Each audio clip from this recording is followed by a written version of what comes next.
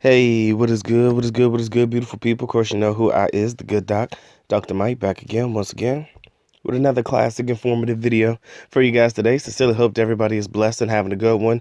Likes up, most definitely. Subscribe, notify, masterclass, all the stuff listed in the link in the description area below. Now, a lot of people have been asking me, Doc, in your personal opinion, where do you think is the most difficult place to try to talk to a Filipina? And I was like, you know what? That is $1 million question. So I had to answer it. And today I'm going to answer it in this video. The most difficult place, in my personal opinion only, to try to talk to a Filipina is on the jeepney or on public transportation. But in this particular video, we're focusing strictly on the jeepney or the jeepney. You guys know what jeepneys are. Those public utility jeepneys that ride around the city, pick up people, use diesel gas for the most part, etc. Okay? So today I'm going to give you my 100% foolproof method of being able to talk to Filipinas on the Jeep. All right. Now, again, I've only ever tried this once and I was successful once. That's why it's 100% positive and 100% effective. Hell, if you try something one time, it works one time. Hey, you're all good to go. All right. So let me go ahead and get into it. If you're the type of person that's like a holler monster, aka a person that can talk to a woman anywhere at any time and it doesn't bother you, then maybe these rules will not apply to you. But me, I'm very conscientious about where I choose to approach women, how I approach women. And the reason that is because the minute you start talking to a Filipina, especially in a public place, everybody seems to stop exactly what they're doing and focus on what you're doing or what you're saying to this Filipina. Perfect example. I tried to talk to a young lady on the Jeep one time, and I swear to God, this is the reason why I stopped trying to talk to girls on the Jeep. Because there was probably 5 of us on the Jeep.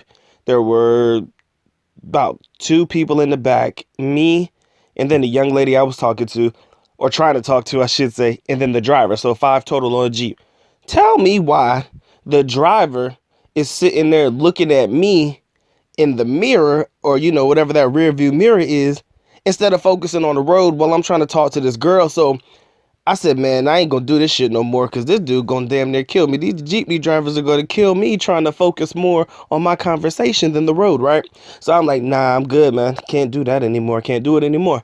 But if you ever find yourself in a situation like that, I mean, there are different scenarios that could come up. Again, it depends on if you're actually sitting next to the young lady or if you're sitting across from her where she's within eye contact or eye distance. I mean, where you choose to sit does play a role sometimes. I'm not going to make this too much of a strategic video because, excuse me, at the end of the day, either you're going to holler or you're not. But the ways or the methods that work for me go as follows.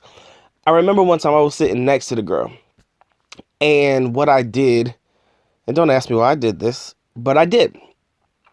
I typed a message on my phone, something to the effect of, I think you're cute. Can I text you sometime?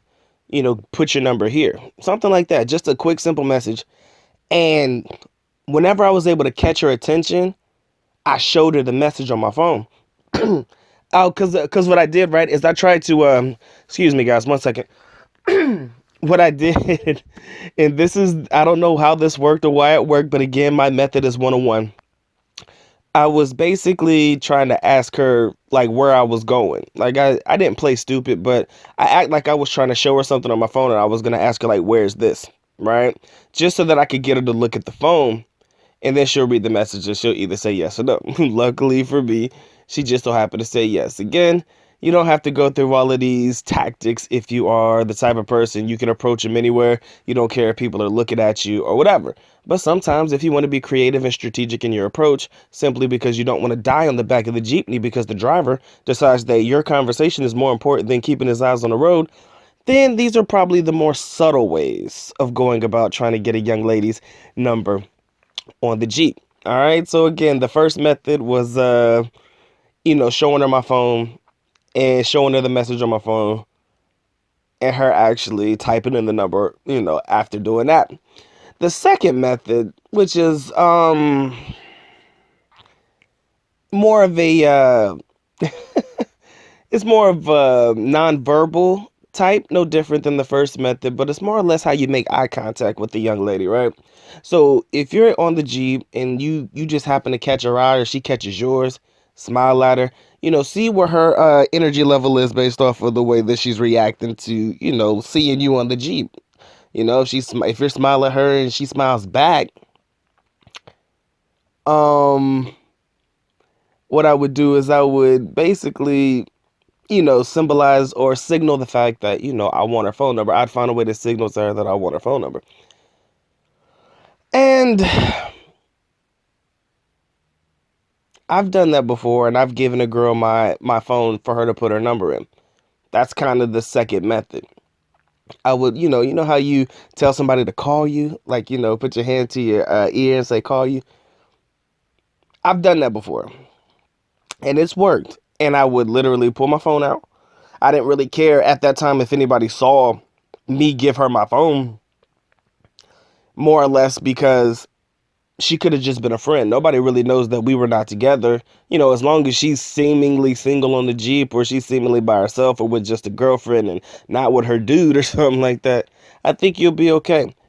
Because at the end of the day, she can always decline. I mean, let's be honest, that's always a possibility in any situation. Whenever you're trying to talk to a girl, we already know you got to bounce back and keep moving. But again, if you ask me where the most difficult place to try to talk to a woman is, I'm going to tell you it's on the Jeep. And these are my two foolproof methods of getting a girl's phone number while on the Jeep. If you don't want to just come out and be super talkative. Now, I can honestly say it does depend on how full the Jeep is, etc. When you're really shoulder to shoulder on the Jeep and stuff, it could be extremely difficult to even remotely try to talk to somebody. So, the situation and how it presents itself is definitely important here. But if you are and you just so happen to be next to the young lady or something like that, I don't see how it's a problem for you to just say a couple of words to her, like, hey, how you doing? Being friendly and trying to get it started that way. But I promise you, if you carry on the conversation just a little bit longer, all eyes on you like a Tupac song, man. Include the jeepney driver. And that's the reason why I kind of stopped. I'm like, bro, I don't have time to be risking my life.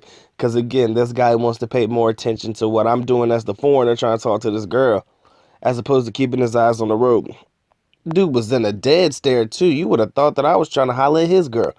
Could have been. I don't know. Or maybe somebody he thought to be attractive that he wanted to talk to himself. But yo, low key though, funny thing, these jeepney drivers be funny as hell though, cause they be trying to mac too, man. These jeepney drivers be trying to holler at these girls on the Jeep too, especially when they sit in the front seat next to them. They be over here trying to spark up small talk and shit. I be hearing them and I be seeing them, trying to flirt with these girls and whatnot. Sometimes the girls give them a little bit of attention.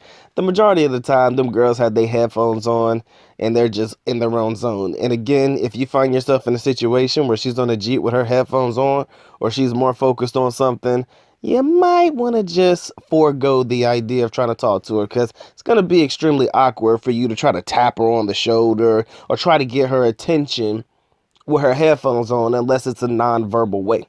You don't want to be like desperately trying to get this girl's attention. It's not a good look.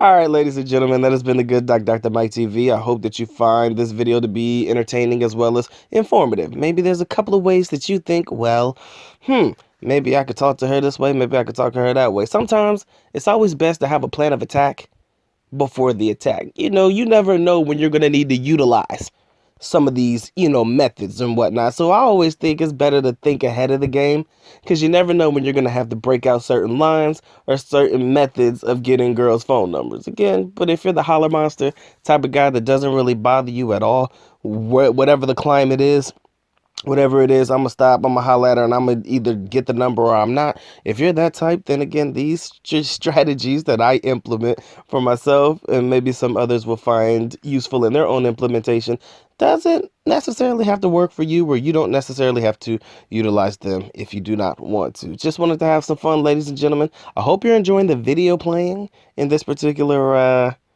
video. I took this